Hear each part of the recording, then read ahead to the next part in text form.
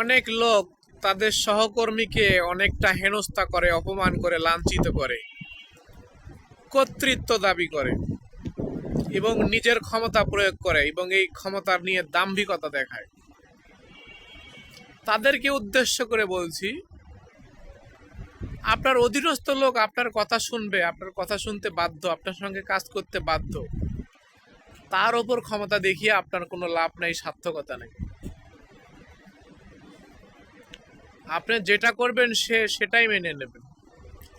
অন্য লোকের ওপর নিজের এই ক্ষমতা দাম্ভিকতা দেখিয়ে প্রমাণ করে দেন যে আসলে আপনি ক্ষমতাবান, দায়িত্ববান, নিষ্ঠাবান।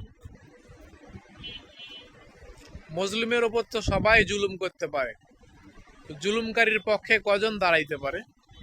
অন্যায়ের বিপক্ষে কজন দাঁড়াইতে পারে? অন্যায়কে অন্যায় কয়জন বলতে পারে? প্রতিবাদ করার ভাষা সবার জানা নেই, সবাই প্রতিবাদ করে না।